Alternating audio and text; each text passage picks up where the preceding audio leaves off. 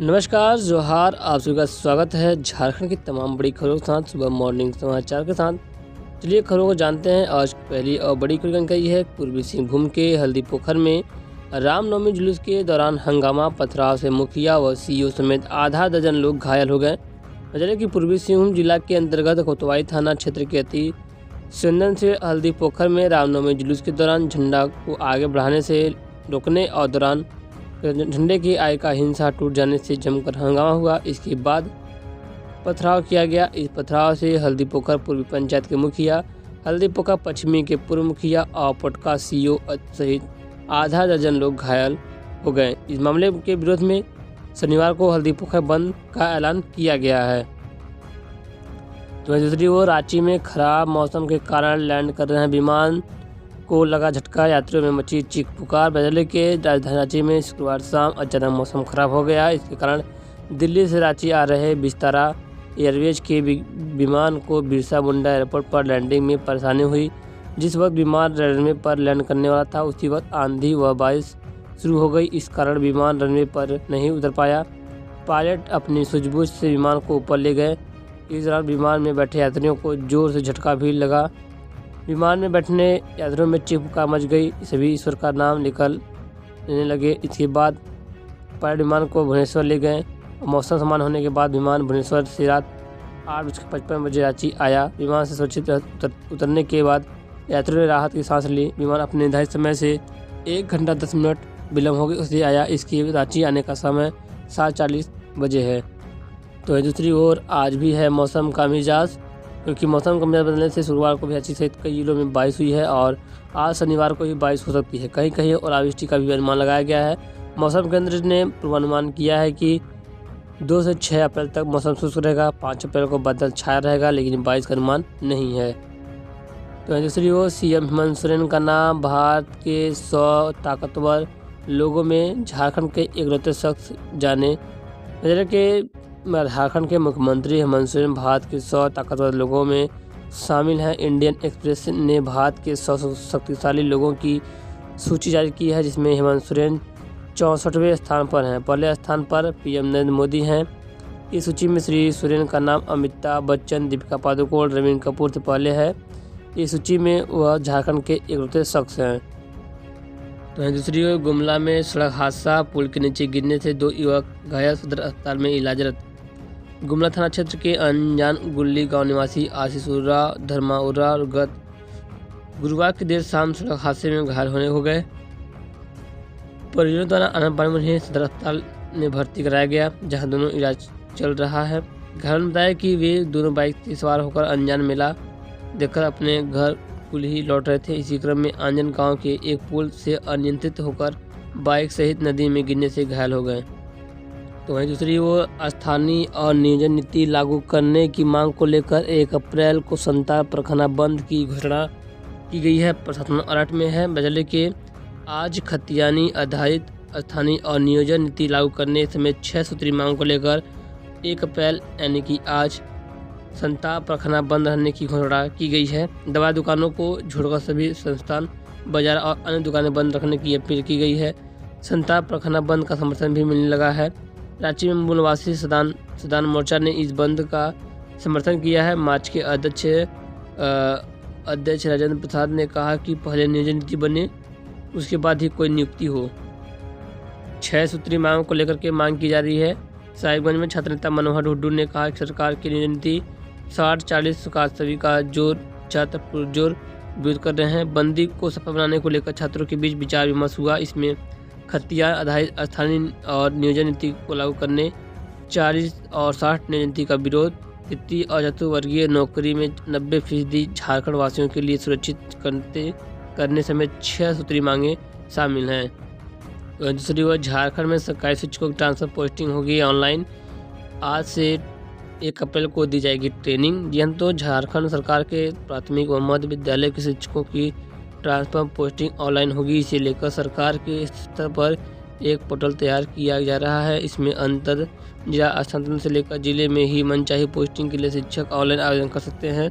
उनके आवेदन पर विचार करने के बाद उनके जनवार अंक के आधार पर उन्हें एक स्कूल से दूसरे स्कूल में पोस्टिंग की जाएगी। इसमें अलग अलग कैटेगरी तैयार की गई है। महिला और असाध्य रोगों से ग्रसित शिक्षकों की वरीयता, महिला के साथ साथ असाध्य रोग से ग्रसित शिक्षकों को वरीयता दी जाएगी। पोर्टल पर आवेदन करने से लेकर किस प्रकार शिक्षकों का हस्तांतरण होगा, इसे समझाने के लिए टीचर ट्रांसफर पोर्टल के माध्यम से हस्तांतरण और लाइव ट्रेनिंग सेक्शन का आयोजन किया जा रहा है। यह ट्रेनिंग सेक्शन झारखंड शैक्षिक अनुसंधान एवं प्रशिक्षण परिषद रांची के ऑफिशियल यूट्यूब चैनल के माध्यम से 1 अप्रैल को शाम 4 बजे से शाम 5 बजे तक होगा। तो दूसरी वो चतरा में जमीन विवाद में प्रदीप यादव की गई जान, पुलिस ने महिला सहित 5 आरोपियों को किया गिरफ्तार। चतरा सदर पुलिस ने प्रदीप यादव हत्याकांड का खुलासा किया है। आरोपियों ने जमीन विवाद को लेकर उसकी हत्या कर दी थी। इस पुलिस ने इस मामले में 5 आरोपियों को गिरफ्तार किया है। साथ ही घटना में टांगी, खून लगा वस्त्र समेत अन्य सामान बरामद किया है। तो दूसरी ओर झारखंड के वाणिज्य कर विभाग ने बनाया रिकॉर्ड, राजस्व संग्रहण में वसूले तय लक्ष्य से 2500 करोड़ रुपए अधिक। वित्त मंत्री डॉक्टर रामेश्वर उरांव ने कहा कि वित्तीय वर्ष 2022-23 में लक्ष्य से 2500 करोड़ की अधिक राजस्व की वसूली की गई है। उन्होंने कहा कि 18,500 करोड़ रुपए का लक्ष्य निर्धारित किया गया था। वाणिज्य कर ने इसके मुकाबले 21,000 करोड़ की वसूली की है। यह लक्ष्य का 114% है। प्रेस कॉन्फ्रेंस पर मंत्री ने कहा कि जीएसटी लागू होने के बाद क्षतिपूर्ति मुआवजा सिर्फ 5 साल तक देने का प्रावधान था। तो दूसरी ओर झारखंड साइबर अपराधियों ने कृषि लोन व ट्रैक्टर दिलाने के नाम पर गूगल पे के जरिए किए 59,000 रुपये की ठगी। झारखंड के गुमला जिले के घाघरा थाना क्षेत्र के घमिया गांव के दंपत्ति से कृषि लोन व ट्रैक्टर दिलाने के नाम से गूगल पे ऐप के जरिए ठगी की गई है। कृषि विभाग का पदाधिकारी बनकर साइबर ठगने दंपत्ति से ठगी की है। कृषि विभाग का पदाधिकारी बनकर 49,400 रुपये की ठगी की गई। झांसे में रखकर इनसे पैसे ऐंठे गए हैं। तो वहीं अब पता चला कि झारखंड में के कई जिलों में शनिवार को ही बारिश होने की संभावना है, यानी कि आज ही बारिश होने की संभावना है। राजधानी रांची समेत कई जिलों में मेघ गर्जन के साथ बारिश हुई। मौसम विभाग ने शनिवार को भी कहीं हल्के से मध्यम दर्जे की बारिश की संभावना जताई है। हवा की गति सामान्य से अधिक होती है। वहीं कहीं कहीं ओलावृष्टि का भी अनुमान है। इसके बाद 2 से 6 अप्रैल तक मौसम शुष्क रहने की उम्मीद है। हालांकि 5 अप्रैल को बादल छाया रहता है। तो वहीं दूसरी ओर आईपीएल का हुआ आकाश। तो गुजरात वैसे चेन्नई आईपीएल का पहला मैच कल खेला गया, जिसमें गुजरात टाइटन ने चेन्नई सुपर किंग को 5 विकेट से हराया। गायकवाड़ के 92 रन बेकार। जी हाँ दोस्तों, डिफेंडिंग चैंपियन गुजरात टाइटंस ने आईपीएल 23 सीजन की शुरुआत जीत के साथ की है। शुक्रवार को अहमदाबाद के नरेंद्र मोदी स्टेडियम में गुजरात ने चेन्नई को 5 विकेट से हराया। पहले बल्लेबाजी करते हुए सीएसके ने सलामी बल्लेबाज ऋतुराज गायकवाड़ के 92 रनों की बदौलत 178 रन बनाए थे, लेकिन गुजरात ने सलामी बल्लेबाज शुभमन गिल के अर्धशतक के दम पर 4 गेंद शेष रहते मैच जीत ली। हालांकि यह समय मैच रोमांचक मोड़ पर पहुंच गया था, जब गुजरात को जीत के लिए 12 गेंद पर 23 रनों की जरूरत थी, लेकिन राहुल तेवतिया और आसिफ खान ने अपनी टीम को जीत दिला दी। तो वहीं दूसरी ओर कांग्रेस की मुख्यमंत्री से हस्तक्षेप की मांग। कहा, मुंहर हुंडा व मुंहर को अगड़ी जाति मानकर नहीं दिया जा रहा है अनुसूचित जनजाति का प्रमाण पत्र। कांग्रेस के प्रदेश अध्यक्ष प्रदेश कार्यकारी अध्यक्ष बंधु तिर्की ने कहा कि राज्य की अनुसूचित जनजाति जैसे कि मुंहर, मुंडा, लोहार, गरमाली, कुरकुंडी, मुंडा, कंपाड़ मुंडा, चीक बढ़ाई के खतियान में हुई लिपिकी त्रुटि अफसरों की असंवेदनशीलता के कारण इन्हें जाति प्रमाण पत्र बनाने में कठिनाइयाँ हो रही हैं।